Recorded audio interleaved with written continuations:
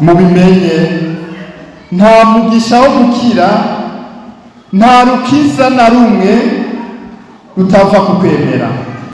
Nta mugisha wo gukira udaherekezwa n'ukwemera. Hariho abagwara batinya gupfukama imbere y'Imana, bikanka ko bakonya imbere ya Yesu, bikanka ko bamukubitira ibipfukamiro kubera kumbure igihagararo bafise. Ugasanga ashaka bariko baravuga ngo nihasenge bajya ataco bafise, jewe nararonse, senga mwebwe itarabaha, jewe nararonse. Bakibagira guca bugufi imbere y'Imana bavukanye. Naho Imana yoba yaraguhaye yakugize umugestionnaire, shaka kugira ibingana iki hatari mu Imana ntibiba ari vyiza.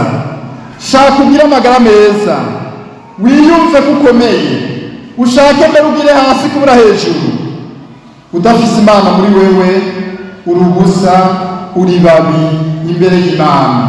Hari iki kurindirije, ntiwidoge, ntiwiganyire, hari iki kurindirije. Haleluya, haleluya. Imbuto n'ijambo ry'Imana, umuvye nawe ni Kristo.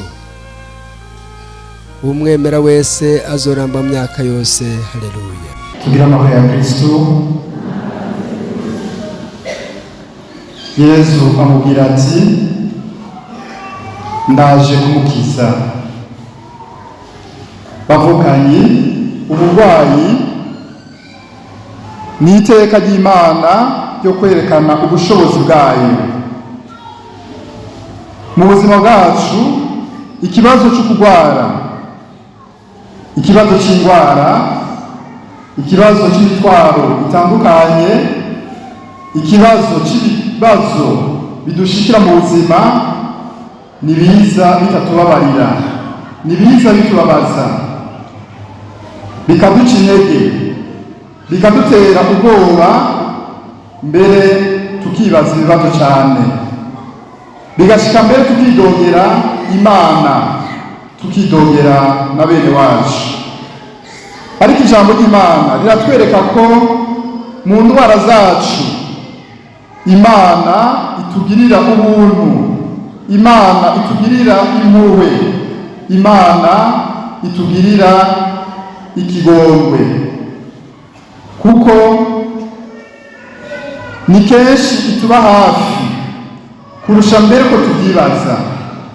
Ni kenshi tugirira neza n'ibyo tutazi. Mugiye iyi ntwazangabo, uyu mukuru w'abasirikare yasabira umusuku wiwe, yamenye ko gukira kuzamo ijambo rimwe rya Kristo, ijambo rimwe ry'Imana. Rimwe Imana ivuga ntiryijane, natwe niryo twaje kurondera. Tugire Kristo. Twaje kurondera iryo jambo riremesha, twaje kurondera iryo jambo rikiza, twaje kurondera iryo jambo ridusubiza umwizero. N'abaryamye nibabyuke babyumvise. Yesu atwariye ati ndaje kumukiza, araje kudukiza. Tumusangamire, tumwereke aho turwaye.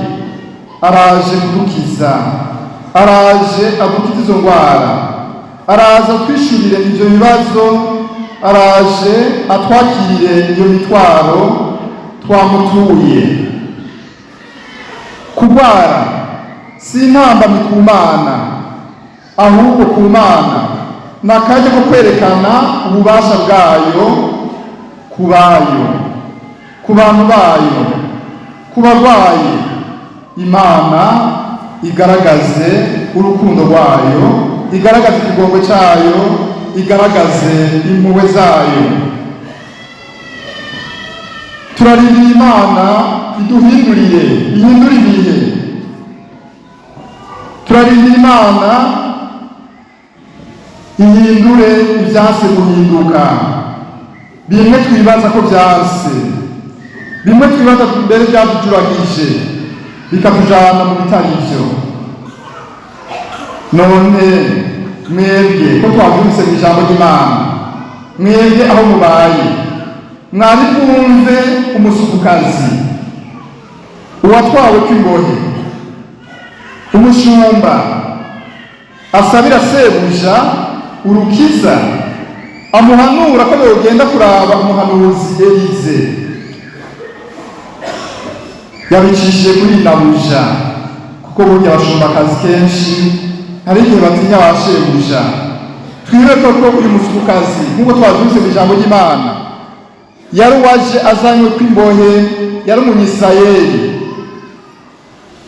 acaja gushumbira mukana Hamani kugira ngo amukoreshe. Ntawuzi ko yamukoresha neza, ariko ibyo yamukoresha byose ntivyigeze bimutwara agatima keza, ntivyigeze bimutwara umutima w'Imana afise muri we, gushikaho sebuja amutera ikigongwe kubera imibembe yaragwaye. Mbega twebwe birashika abagwayi bakadutera ikigongwe kugira ngo tubasabire? Bakunzi b'Imana, bavukanye, bavyeyi, bibondo, mubimenye kandi muvyemere, Imana mu kudukiza ica ahariho hose. Aho tutokwibaza ko yocisha urukiza, nirucisha kuri urya tunebagura, kuri urya twibaza ukutariko, kuri urya usanga tuvuze ukutariko, tukamuvuga ko n'amajambo atariyo, tukamuvuga ko n'ibikorwa atarivyo, tukamufata nabi. Niyo Imana yacu niyo usanga icishije urukiza rwayo. Twavyumvise n'abandi ko yagambutse, muga akagamburuka atagambutse atashotse avyakira. Ega niko na twebwe abatoyi canke bajya dukengereye, iyo batubwiye ko kwiyegereza Imana bitatugwa neza, tubanza kwiyumvira ibindi, tugaparapara mu bitaja ntibize. Ariko Imana yacu yoyo ni ntihemuka, iradukunda. Tudafise ubuzima ntiryoherwa, ntihimbagwa, ihimbagwa natwe nuko tuba tunezerewe. Tumenye rero ko hagati yacu hari umuhanuzi, Yesu Kristo. Hari umuhanuzi yahuwe n'abandi bahanuzi, Yesu Kristo. Umwe arangura ishaka ry'Imana, umwe arangura ishaka ryiwe. Tubimenye kandi tubyakire ko hagati yacu hari umuhanuzi akiza indwara zose, atwakirira imitwaro yose. Uriteguye kumuhereza umutwaro wawe, uwo wibaza ko wananiranye? Uravyibaza? Uravyiteguriye? Itegura umuhereze ico kibazo, nawe akwishura ati ndaje kugukiza. Aleluya, ndaje kugukiza. Twitegure twakire Yesu adukize indwara zose. Naho na Hamani yari afise ubutwari kubera yari asanzwe ari umusirikare, kubera yari azi kurwana, akagira iteka imbere y'abamutwara, akagira iteka no mu batwarwa biwe, akagira n'igihagararo. Ivyo ntaco bivuze imbere y'Imana, utazi ko ivyo byose ariyo ibidushikanako, utazi ko ariyo iduhezagira, utazi ko ariyo idukiza. None natwe abavukanye dusabye iki? Ko twaje kwambambira Imana yacu, ko twavuye iyo tuva hose tuje gusenga Imana yacu kubera kumbure ko ngwaye canke ugwaje, kubera bako bakubwiye bati nubariza aha canke hariya, ja mu bapfumu, hariya twarumvise usenga nujeyo. Ivyo vyose biratujuragiza kubera amagorwa y'indwara, kubera amagorwa y'ibibazo. Dusabwa rero kwemera abavukanyi, niko dukeneye niko na Yesu akeneye, niko guheza ukadutambutsa, niko kudutuma tuwagirwa tukagabana ivyiza vy'Imana, tukaguma tuvyuhiriza imigisha n'imihezagiro nk'uko twavyumvise. Na Hamani yahavuye akagamburuka, yagumye asabirwa n'abasuku biwe. Twavyumvise avuye kwa Eliza amubwiye ati genda wiyuhagire incuro ndwi zose mu ruzi rwa Yorodani. Akaca avuga ati none hari iwacu nta nzuzi zari ziriyo. Muri we akibwira ati akasa gakengere, uyu muhanuzi ashaka gukengera jewe umukuru w'abasirikari 100, sagakengere. Agaca yitana ibitwazi vyiwe n'abasuku biwe bagasubira inyuma.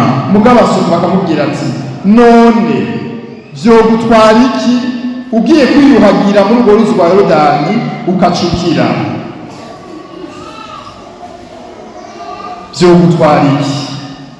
Vyogutwara iki kuza gusenga Imana yacu uhanuwe, naho yoba ari we wese, naho yoba umukozi wawe, naho yoba umwana wawe, naho yoba umuntu aciriritse? Vyogutwara ikakubwira ati genda usenga Imana. Erega ico kibazo ufise Imana iracakira, erega iyo ngwara ufise Imana irayikiza, genda wivuze wongere usenga.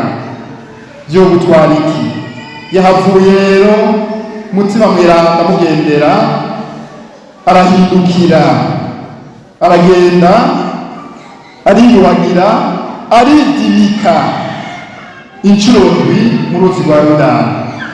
Ya mibembe ikiramuvako, asubira kugira umubiri w'umwana w'ikibunduguru. Yagambutse yiyuhagira incuro ndwi zose muri Yorodani.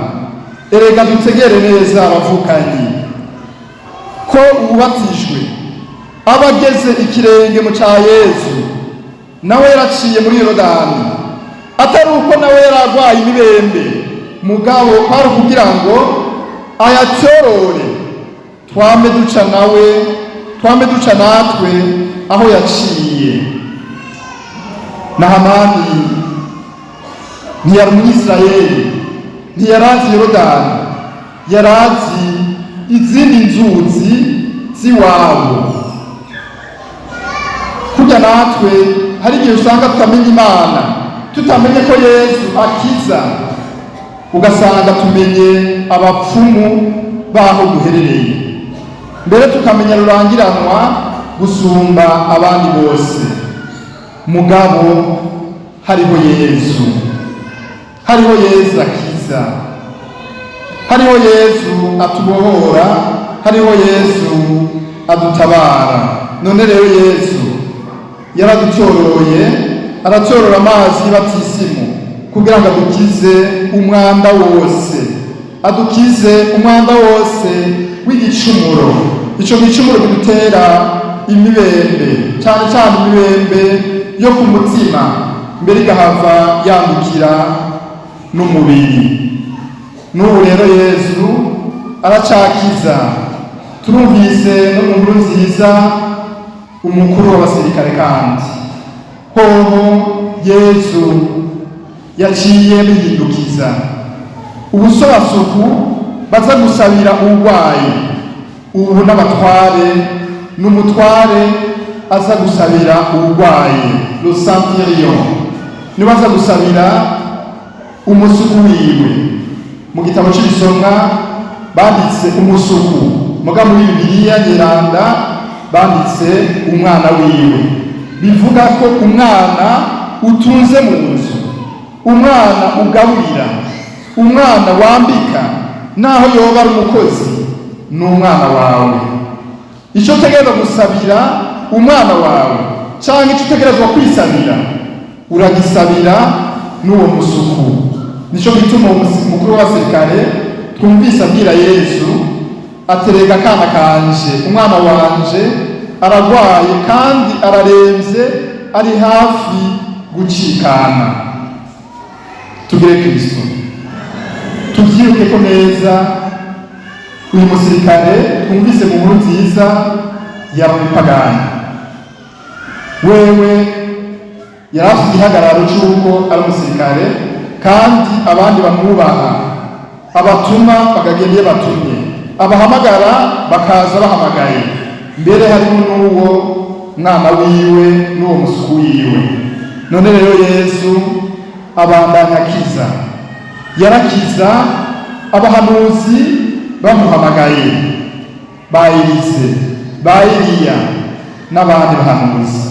Ubu rero niwe yiziye, ubu rero niwe yiziye, niwe yihagurukiye mu bwuzure bushasha. Turi mu bihe bishasha rero, ntitugikeneye ba Elise, haraje Elise mushasha, haraje Eliya mushasha, haraje umuhanuzi mushasha muri Israeli, haraje umuhanuzi mushasha ngaha iwacu, twarakira umuhanuzi mushasha mu mitima yacu, n'ubu turakira umuhanuzi mushasha, n'ubu turiko turamwakira mu ijambo ry'Imana. Yesu rero aracakiza. Niwe twumvise umukuru w'umusirikare amusabye ko yomukiriza uyu mwana wiwe. Birahindutse, ubu si umusuka asabira sebuja kumwe twavyumva mu gisoma cya mbere. Mbega Yesu agomba kutumenyesha iki? Ni sekurungwana? Ni kimwe ku kindi? Yesu aratwereka ko abantu dukeneraniye, n'abajya baciriritse turabakeneye, n'abajya ata gihagararo bafise turabakeneye. Yesu yumvise gutakamba kwiwe, aramubwiye ati ndaje kumukiza. Tugire Kristo, tugire Kristo, tugire Kristo. Haleluya. Twakira iryo jambo wavukanye, muze tureme.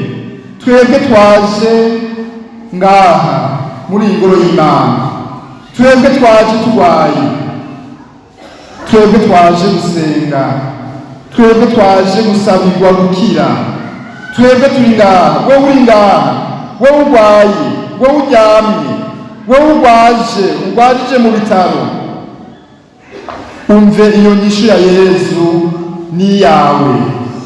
Tuyakire, tuyakire iyo nyishu ya Yesu bavukanye, ayihaye wowe na jewe, ayihaye twebwe twese turi ngaha.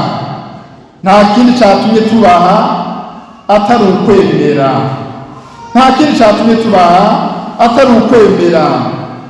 Kumbura ushobora kuvuga uti Yesu ibyo yosangamo si byiza, sinshaka ko bibona, sinshaka ko bigaragaza, sinshaka ko abibyerekana. Mugabo ugira ukwemera.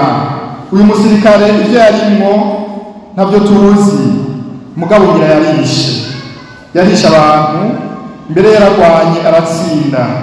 Ntawe utsinda kuko ariko Rwanda n'abamuhanze nabo bihanganye. Rero agize ati oya ntuze pfa kuvuga ijambo rimwe gusa, umwana wanje acakira. Ntiwiganyire kumbure kubera ibyo wagiriyemo. Yesu yakugiriye ikigongwe. Ntiwiganyire kubera kumbure ibitameze ko warayemo, canke umazemo iminsi, canke wagiye mu bapfumu, kandi uzi ko neza ko Yesu ari wakiza. Mubwire uti pfa kuvuga ijambo rimwe Yesu cendira.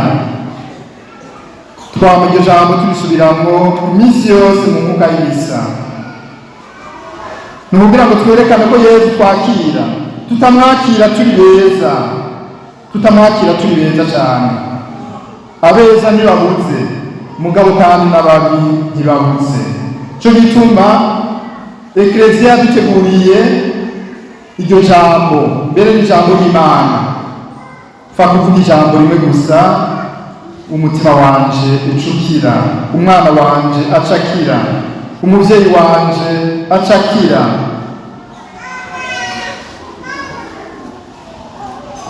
Mubimenye, nta mugisha wo gukira nta rukiza na rumwe rutava ku kwemera, nta mugisha wo gukira udaherekezwa n'ukwemera.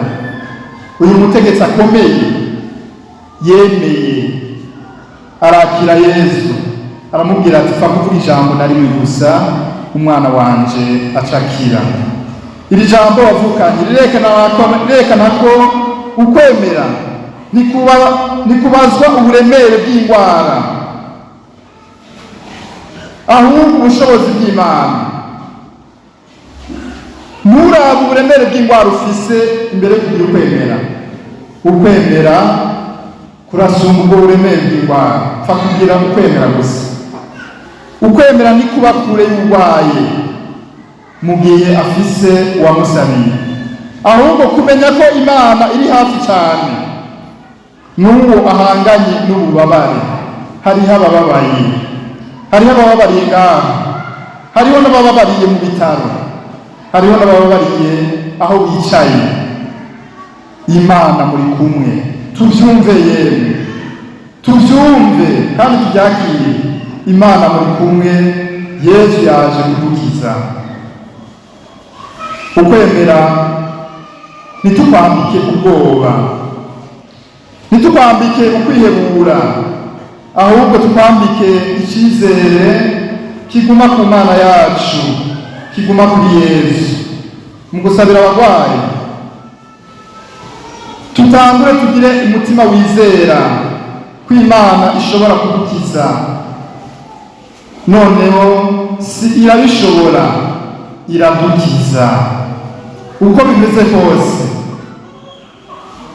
Byanga byakunda, twaje kwa Yesu akiza imibembe, n'inyuma ya zero irakora. Naho wibaza ko bidashoboka, wewe wumva ibisonga, shira icyizere ku Mana, uherekeje uguca bugufi. Uyu musirikare yatweretse uguca bugufi. Ukwemera kwiwe kwaherekejwe no guca bugufi. Ukwicisha bugufi kwiwe kwerekanye uwo mwana kwabaye inderuzo ishika kwa Yesu kugira ngo imushikirize uwo murwayi.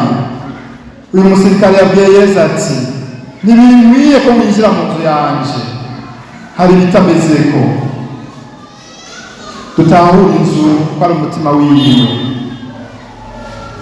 Ntibikwiye ko winjira mu mutima wanje, pfa kuvuga ijambo na rimwe umutima wanje ushukira. Ari umutegetsi afise abamugendanira, afise ababwira ati genda bakagenda, afise ababwira ati nimuze bakaza, igice ashatse cyose bakagikora. Yicishije bugufi imbere ya Yesu.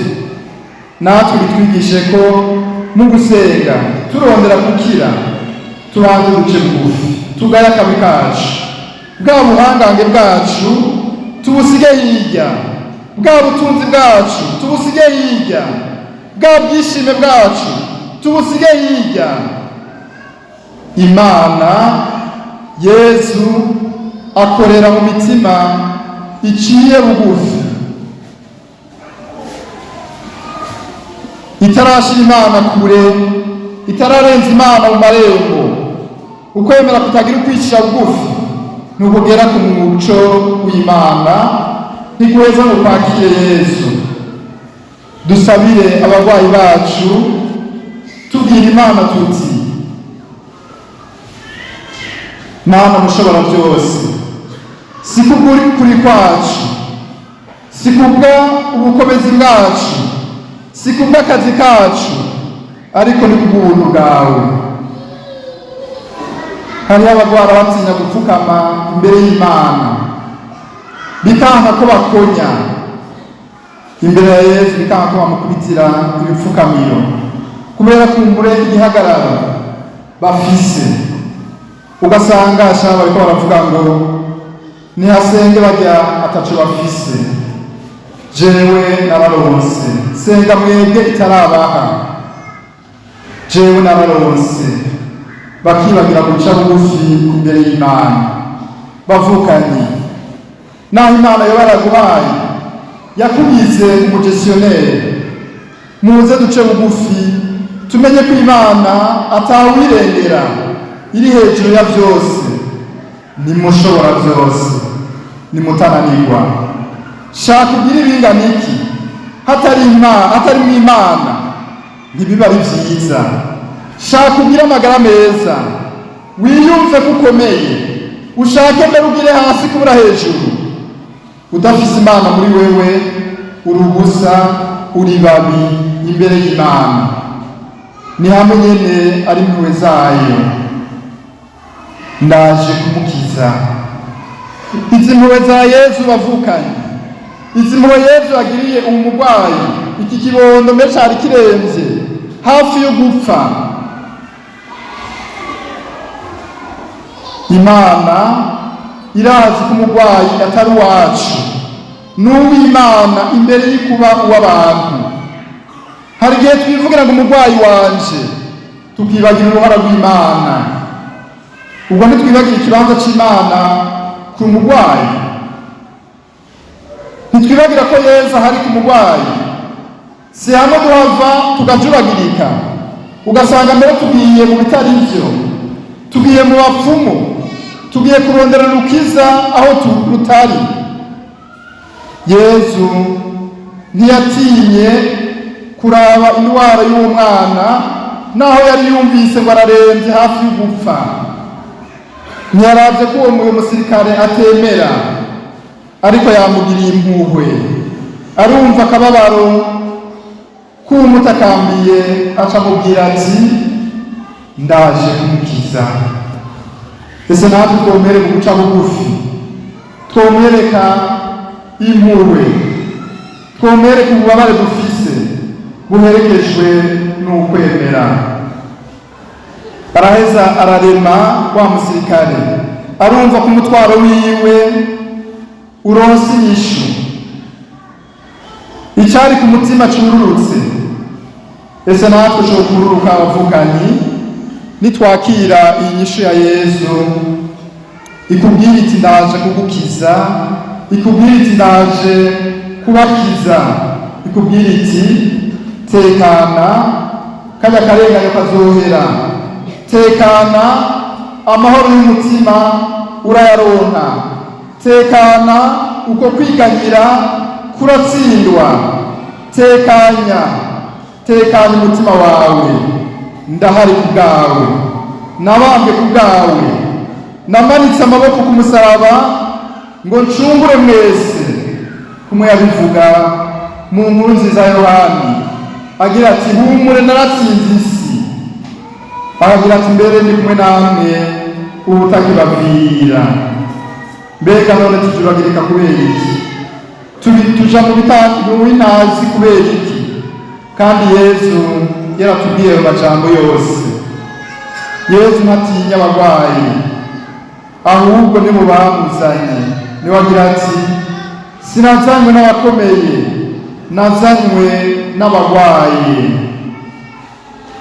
Nuri umwana wa Aburahamu mu kwemera. Yesu ntatinya indembe, ntatinya n'abagiye kure yiwe, ahubwo arabagarukana akabazana mu ruhongore rwiwe. Umurwayi yegereye Yesu akamwereka ko agwaye, nawe araheza akamukiza. Yegera abarwayi kuko umurwayi ari inkerebutsi y'imbabazi z'Imana. Aho abantu bahengeshanya, Imana niho itangurira. Aho abantu bakekeranya, niho Imana ishira ubukomezi bwayo. Aho abaganga bahungabana, Imana ica ihagaragariza ububasha bwayo. Turashaka Imana igaragaze ububasha bwayo kuri uyu munsi, iminsi yose. Naho tuza kuvira ngaha, Imana iguma igaragaza ububasha bwayo mu kutwereka ko yaje kubana natwe, mu kutwereka ko yaje kudukiza. Niyo mpamvu dusaba tudonako tugira tuti Mukama ni wewe muganga uhagije. None rero Imana irakiza ku buryo bwinshi, irakiza iciye mu ijambo ryayo. Erega n'ubu kiradukiza. Abakira iryo jambo Yesu yatubwiye abiciye kuri umusirikare ndaje kumukiza, yatanguye kubakiza. Mbere nimugire umunezero yabakijije. Ukwizera iragucako ikadukiza, mbere no kugumana nayo mu ijambo ryayo, mu ijambo rya Kristo ritwatubwiye riti ndaje kugukiza. Ntivyakeneye amavuta, ntivyakeneye kumushirako amaboko, ntivyakeneye intambwe iwe mu nzu ya wa musirikare. Vyakeneye ukwizera, biraheza birakiza uyo mwana. Mwumve ko natwe iyo dusabye igisabisho umusaseredoti aho ari hose kiradushikira, aho ari hose yakivuze kiragishikira Imana, kigaheza kikarangura ico categerezwa kurangura. Kumwe Isaya atubwira ati nta mvura igwa imanuka hasi ngweze isubira inyuma ataco imejeje. Niko n'ijambo ry'Imana rivuga, niko n'ibisabisho byacu beza bigakora. Tugire ukwizera, tuzokwamane, ntituzogere tuti ngo wari kuhashika pati ukamukozako ikiganza. Ijambo niryo rihambaye.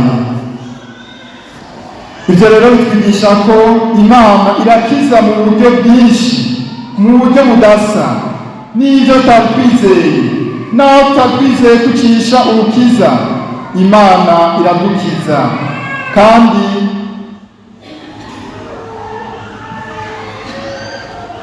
itaravye ububegito bwacu, itaravye gutemera kwacu, Imana iradukiza. Hari ayikiza mu kanya, ako kanya hari ahandi ayikiza buke buke, ahandi kanatanga ubukomezi bwo kwihangana. Hari inyuka y'imisa inyigisho nigeze guhera gutanga, nigeze kubivuga. Twebwe abakristu turashaka ko ivyo dushatse buno nyene Imana ikibirangura. Hari abibirangura bagakira buno nyene, ariko hariho n'abandi igira iti uyu muntu ni umukiza, nkamusubiza za ngomezi yari afise, nkamusubiza bwa butwari yari afise, noba nikwegeye. Mugabo reka ndamwihanganishe, reka ndamuhe ubukomezi muri iyo ndwara yiwe, aheze akomerera aho nyene. Imana bikagenda uko nyene mu kudukiza. Ntituzovuge rero Imana nikiza. Imana ikiza iminsi yose.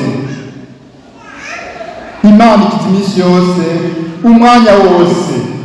Uburyo bw'Imana bwo gukiza burasumba ubuhinga bw'abantu. Uko tubyibaza niko Imana ibirenza, niko Imana ibisumbiriza mu kudukiza. Ariko aho hose tuguma duhamagariwe kugira ukwizera. Nico gituma mu gusabira abagwayi bacu tutagomba gutegeka uburyo bw'Imana. Ntitugomba gutegeka Imana ngo kora iki, ngo shaka ungirize uburwayi ubunyene, ngo shaka ungirire iki ubunyene. Oya, oya, Imana irafise uburyo bwayo. Waba umupagani, waba umukristu, mwese irabagirira neza. Mbere banashaka hari igihe tuba tuvuga tuti mbega none bajya ko badasenga ko Imana ikubibahezagira, bajya ko badasenga ko Imana yabahezagira bakagira ivyo batunga, ivyo bareresha abana babo. Mugabo jewe nama imbere y'Imana, nama ndayifukamiye, nama ndayisenga jewe kutabingirira. Oya, ni uburyo bw'Imana, niko yabishatse kandi nibitegereza kubitunganya. Twebwe dusabwa kubyakira, dusabwa kwakira uko yabitegekanije, uko yabitunganije. N'intoki zanyu naho muziraba musanga muzitangana. None murumva urutoki rwidoga ngo kubera ko ije ntanganye n'ubu. Tugire Kristo. Muravyumva mugabo Imana yacu niyimenya uko ibigenza. Ubutumwa rero ku bagwaye no kuba basengera. Ubwa mbere ku bagwaye, ntukiyumve kuri wenyene muvukanye. Tugire Kristo. Wewe urwaye mwese murakomeye. Wewe urwaye ntiwumve kuri wenyene, Yesu yaje kugukiza. Aleluya. Ntiwumve kuri wenyene, ntiwumve kuri ubwo bubabare bw'indwara uri wenyene. Yesu yaje kugukiza. Nkako mw'Izaburi yatanguriye imuka imisa, Yesu yarikoreye indwara zacu zose. Yesu yarikoreye uburemere bw'indwara zacu zose kugira ngo aze kudukiza. None rero uvyumve, Imana iri hafi yawe kurusha uko wewe uvyiyumvira. Imana iri hafi yawe. Vuga amen. Imana iri hafi yawe gusumba uko wewe uvyibaza. Imana iri hafi yawe muri ico kibazo ufise. Noneho inyishu twayironse, Yesu yagize ati ndaje kumukiza, ndaje kubakiza. Uburwayi bwawe bushobora kuba inzira y'uko Imana igukunda. Tugire Kristo. Erega hariya abataragwara sinabifuje kurwara, batigera babona yuko Imana ihari, batigera babona yuko Imana ivyo barimwo, ivyo bafise, ubwo bukomezi bafise, izo ngumu bafise, batigera bavuga ati iziva ku Mana. None bamwe baratubwira bati basenga kabiri mu mwaka, kw'Ipasika no ku Noweli, kandi ugasanga Imana iguma ibahezagira, ibagirira neza. Mwoca muvuga ngo Imana irarenganya? Oya, ntirenganya. C'est sa pédagogie. Sa pédagogie niyo ndinganizo yayo. None rero uburwayi bwawe bushobora kuba inzira y'uko wotahura Imana ukwiriye, ko ari Imana rukundo, ko ari Imana ikiza, ko ari Imana itabara, ko ari Imana igukunda. Uburwayi bwawe nibwo urubanza rwo kuyitsinda cyangwa kuyidogera kubera urwaye. Nawe nyene yararinze amagorwa, ayarinda ku bwacu, ayarinda ku bwawe, araheza aratsinda. None tumwemerere adufashe natwe gutsinda, adufashe gutsinda ivyo bibazo turimo, adufashe gutsinda ubwo bubabare bw'indwara turimo. Uburwayi kandi ntibutume twiganira, ntibutume tugira tuti ubuzima burahagaze. Ico kibazo wagize, ico kibazo ufise, ntigitume ugira uti mbega ya Mana iri hehe, mbega Imana ntiyameze, mbega ya Mana iracari Imana nyene. Oya, usabwa kuyizera, usabwa kuyizigira. Imana igufise ku mugambi. Muri iyo ndwara ubona ikubabaje, muri uko umeze, muri uko guteba kuronka ikibondo, Imana hari ikikurindirije. Tugire Kristo. Hari ikikurindirije, ntiwidoge, ntiwiganyire, hari ikikurindirije. murazi mu kwizera kwa Aburahamu na Sara yarabarindirije kuba abavyeyi y'isi yose. Aleluya. Nawe hari ikikurindirije muvukanye, hari ikikurindirije. None rero uburwayi bwawe, ikibazo cyawe ufise nigitume utakaza icyizere Imana igufitiye umugambi. Kubasengera abarwayi, muze dusenge n'umutima mu nda. Nitwibaze ngo tuko turakora ikintu kinini ku murwayi kandi Imana imuzi. Tugamburuke Imana gusa. Twebwe Imana niyo dukoresha. Twemere dukoreshe ururimi rw'umutima mu gusengera abarwayi, twuzuye imbabazi n'urukundo by'Imana, kuko Yesu mu gukiza araba ukwemera. Yesu mu gukiza araba ukwemera kuri mu kwizera, araba uguca bugufi. Natwe tugenda imbere y'umurwayi dufise uko kwemera, tugenda imbere y'umurwayi dufise uko guca bugufi, tugenda imbere y'umurwayi dufise uko kwizera ko dukoreshwa n'Imana, atari ingufu zanje, atari ubukomezi bwanje, mugabo ari ubukomezi bwa mutima mweranda. Musenge mutavuga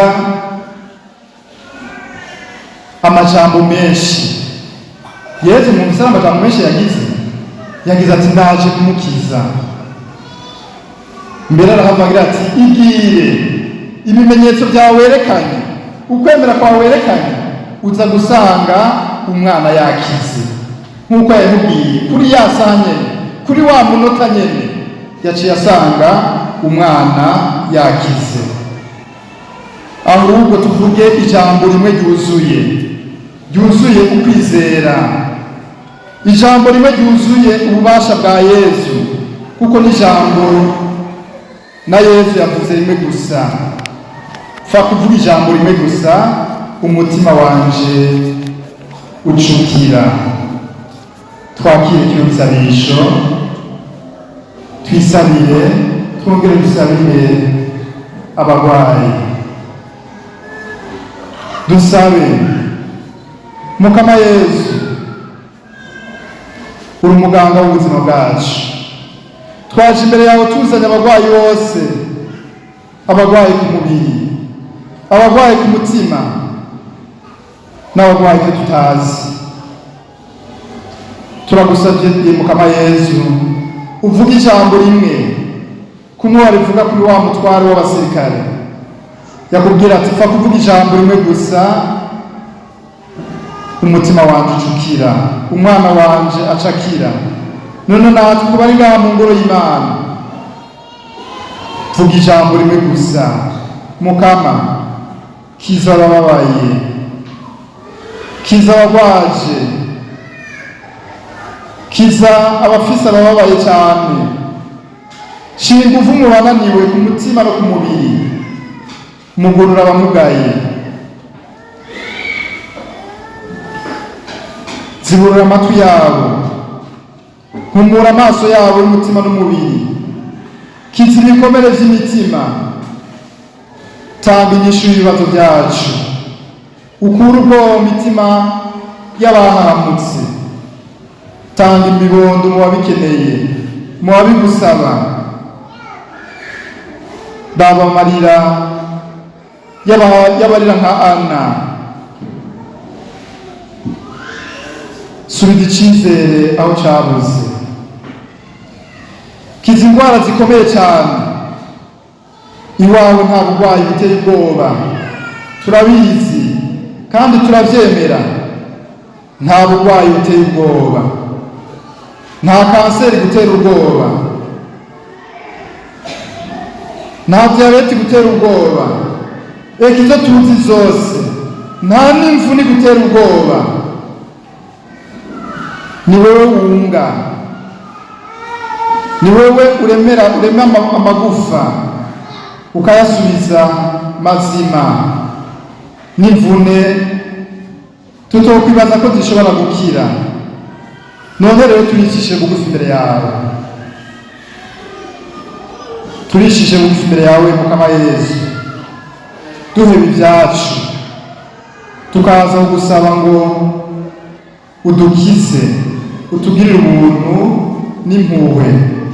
Yesu, kiza abagwariye mu bitaro, muri maternité, muri medecine interne, kiza abagwariye mu bitaro by'igihugu cyose, by'isi yose, kiza abagwariye muhira, mu ngo no mu mavuriro yose. Kora ku bantu bose barwaye, kora ku bari ngaha,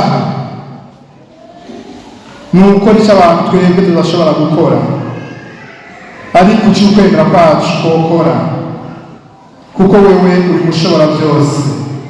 Turabishyize mu ijambo ryawe watubariye kuje kudukiza, turarihaye icyizere 100%, turabyemeye kandi turabyemanze kuza kudukiza. Nibitubere nk'uko wabivuze, kuje kudukiza. Urakaza Mukama Yesu.